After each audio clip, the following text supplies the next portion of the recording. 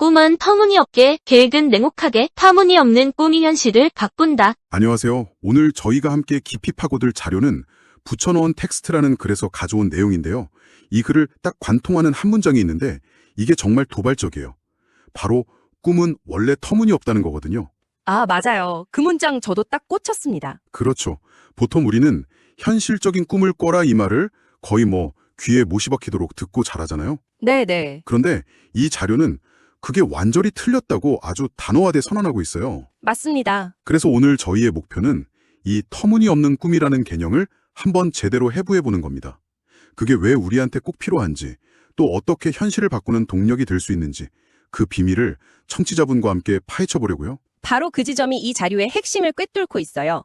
많은 사람들이 실패하는 이유가 터무니없는 꿈이랑 또 지독하게 현실적인 계획을 구분하지 못하고 이걸 막 뒤섞어버리기 때문이라는 거죠. 아, 섞어버리기 때문에 네. 오늘 대화에서는 왜 우리 사회가 그렇게 터무니없는 꿈을 경계하는지 그 심리적 배경도 좀 들여다볼 거고요.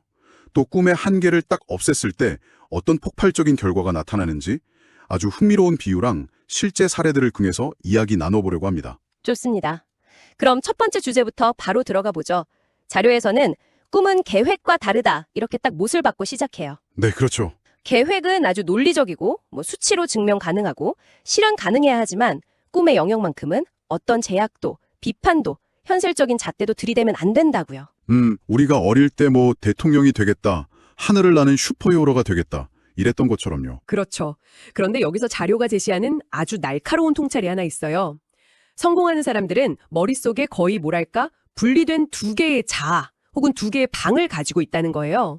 두 개의 방이요? 네, 하나는 어떤 제약도 없이 상상력이 막 날뛰는 터무니없는 꿈의 방이고요. 다른 하나는 이런 단위까지 계산하는 냉혹한 현실의 작전실이죠. 와, 이 사람들의 진짜 능력은 이 두 방을 절대 섞지 않는다는 데 있어요. 꿈의 방에서는 현실을 완전히 잊어버리고 작전실에서는 꿈의 허황됨을 철저히 배제하는 거죠. 와, 그 비유 정말 확 와닿네요. 두 개의 방이라니. 그런데 그게 말처럼 쉬운가요? 대부분의 사람들은 꿈을 꾸면서도 슬쩍 그 작전실 문을 열어보고 이게 돈이 될까? 계산부터 하잖아요. 맞아요. 바로 그거죠. 반대로 계획을 세울 때는 에이 어떻게든 되겠지 하면서 꿈의 방에 있는 그 낙관론을 슬쩍 끌어오고요. 네네. 이 둘을 섞는 순간 모든 게 망가진다는 겁니다. 사회가 우리에게 현실적으로 생각하라 하고 조언할 때 사실은 그 터무니없는 꿈의 방에 작전실의 잣대를 들이미는 오류를 범하고 있는 셈이에요. 아, 자료에 따르면 어린 시절에 그 말도 안 되는 상상력 있잖아요. 그게 단순한 치기가 아니거든요. 나중에 그 작전실에서 써먹을 수 있는 가장 강력한 연료이자 창의력의 원천이 되는 거죠. 연료. 네. 그런데 그 연료를 미리 다 고갈시켜버리는 거예요. 그래서 이 글의 첫 번째 핵심은 명확합니다. 당신의 꿈의 방만큼은 그 누구의 비판도 심지어 자기 자신의 검열로부터도 완벽하게 지켜내야 한다는 겁니다. 그 창의력의 연료라는 표현이 정말 핵심인 것 같은데요. 근데 이상하죠. 그렇게 중요한 걸 알면서도 우리는 왜 그렇게 현실적으로 생각하라 라는 말을 입에 달고 사는 걸까요? 학교에서도, 가정에서도, 심지어 친구들끼리도 너무 큰 꿈을 얘기하면 뜬구름 잡는다고 핀잔을 주잖아요. 맞아요. 자료에서는 그 원인을 아주 흥미롭게 분석하고 있더군요. 네, 맞아요. 자료에서 얼마나 많은 사람들이 자신의 꿈을 억누르고 사는지 알면 깜짝 놀랄 것이다 라고 말하는데 이게 그냥 하는 말이 아니었어요. 사회적 압박이랑 실패에 대한 두려움, 이게 가장 큰 원인으로 꼽히는데요. 네네. 저만 해도 어릴 때 그런 거에서 밥 벌어먹고 살겠냐는 말을 정말 많이 들었거든요. 아, 저도요. 안정적인 직업, 예측 가능한 미래, 이걸 최고로 치는 문화 속에서 꿈은 그저 비효율적이고 위험한 걸로 취급되죠. 그게 개인의 경험을 넘어선 사회적인 현상이라는 걸 보여주는 데이터가 있어요. 자료에 인용된 미국의 한 설문조사를 보면 성인의 70% 이상이 현실적인 이유 때문에 어린 시절의 꿈을 포기했다고 답했어요. 70%나요? 네, 그러니까 돈이나 안정성 같은 문제들이죠. 아마 청취자분께서 경험하셨을 한국의 그 입시 위주 교육 환경을 생각하면 우리나라면 이 수치가 더 높을지도 모릅니다. 충분히 그럴 수 있겠네요. 그렇죠. 좋은 대학, 좋은 직장이라는 단 하나의 목표를 향해 달려가면서 수많은 아이들의 그 꿈의 방이 강제로 철거당하는 셈이니까요. 듣고 보니 정말 그렇네요.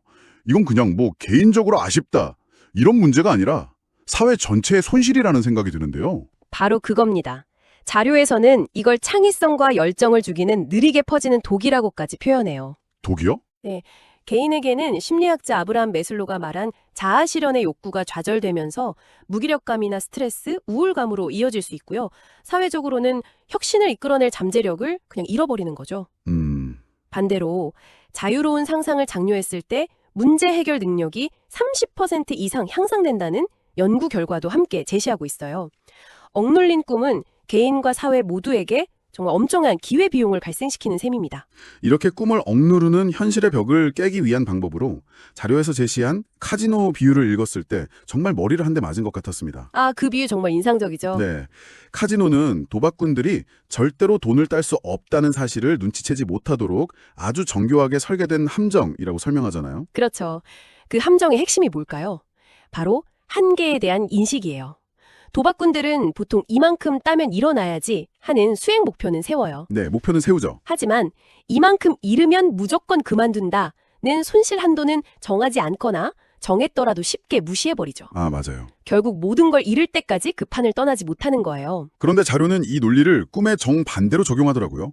이 역설을 좀 더 자세히 설명해 주실 수 있나요? 너무 흥미로웠어요. 그러니까 카지노에서 이기는 유일한 길이 이만큼 잃으면 무조건 일어선다는 그 냉정한 손실 한도를 정하는 거라면 꿈의 세계에서는 정확히 그 반대라는 겁니다. 반대다? 네, 우리는 꿈을 꿀 때 늘 이 정도면 충분해, 이 정도면 현실적이지 하면서 스스로 성취 한도를 설정해요. 아, 바로 그 순간 꿈의 엔진이 꺼져버린다는 거죠. 우리의 잠재력이라는 판돈에는 한도가 없는데도 말이에요. 와, 카지노에서는 손실 한도가 없어서 망하고 꿈의 세계에서는 성취 한도를 둬서 망한다. 와, 정말 소름 돋는 비유네요. 그렇죠. 우리는 꿈을 마치 무슨 위험한 도박처럼 여기면서 어떻게든 손실을 줄이려고, 즉 실패하지 않으려고 꿈의 크기 자체를 줄여버리는데 그게 바로 패배하는 길이었다는 거군요. 맞아요. 카지노의 함정에서 벗어나는 길이 냉정한 이성이라면 꿈의 세계에서 승리하는 길은 한계를 모르는 비이성적인 열정인 셈이죠. 자료의 메시지는 명확해요. 꿈의 판에서는 절대 칩을 아끼지 말라는 겁니다.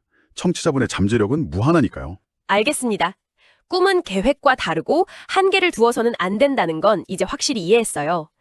그런데 여기서 이런 의문이 들어요. 이게 좀 위험한 생각 아닐까요? 터무니없는 꿈만 줬다가 현실의 삶을 망치는 사람들도 분명히 있잖아요.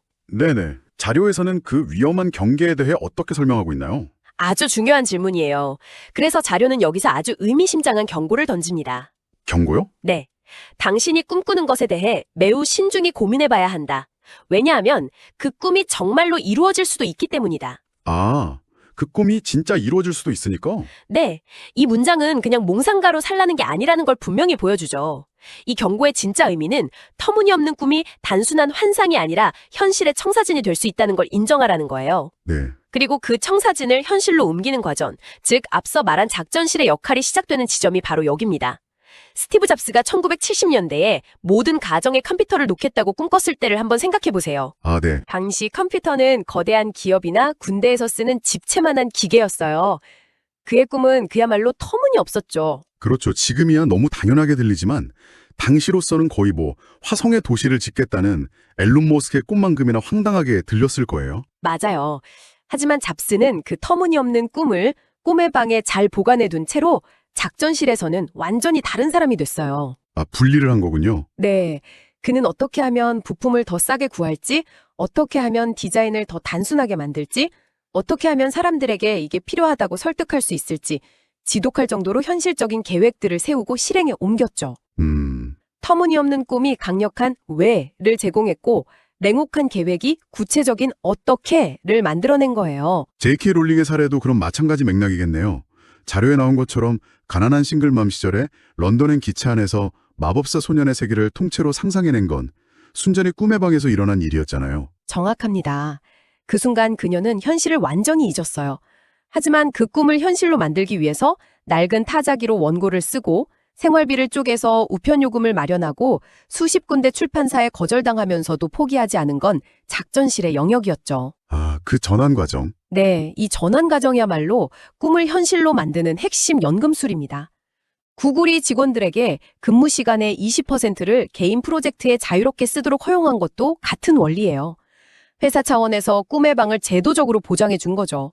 그 결과 Gmail이나 구글 맵스 같은 혁신적인 서비스들이 탄생했고요. 와, 결국 꿈은 행동을 촉발하는 가장 강력한 촉매제인 셈입니다. 오늘 나눈 이야기들을 종합해보면 그동안 우리가 잘못 알고 있던 상식이 완전히 뒤집히는 것 같아요. 결국 현실적인 꿈이라는 말 자체가 모순이었네요. 그렇죠. 꿈은 비현실적이어야 제맛이고 계획은 현실적이어야 의미가 있는 거니까요. 이 둘을 분리해서 각자의 역할을 존중해주는 것, 그것이 핵심이었어요. 맞아요. 터무니없는 꿈을 꾸는 걸 두려워하지 말고 그 꿈의 크기에 절대 한계를 두지 말라는 아주 강력하고 또 해방감을 주는 메시지였죠. 네, 하지만 자료는 마지막으로 우리에게 아주 중요한, 어쩌면 가장 중요한 질문 하나를 남깁니다. 어떤 질문이죠? 모든 꿈은 실현될 잠재력을 가지고 있기 때문에 우리는 그 꿈의 내용에 대해 신중해야 한다는 거예요. 아, 그 꿈이 정말로 이루어졌을 때 그 결과가 과연 긍정적인가 하는 문제군요. 네. 그래서 오늘 대화를 마무리하면서 청취자분께 이 질문을 꼭 드리고 싶어요. 네, 지금 마음속 가장 깊은 곳에 남몰래 숨겨둔, 스스로도 가장 터무니없다고 생각하는 그 꿈 있잖아요. 만약 그 꿈이 내일 아침 눈을 떴을 때 거짓말처럼 현실이 되어 있다면 그로 인해 변해버린 당신의 모습과 세상의 모습이 스스로에게 떳떳하고 자랑스러울 만한 것인가요? 그 질문에 대한 답이 어쩌면 청취자분의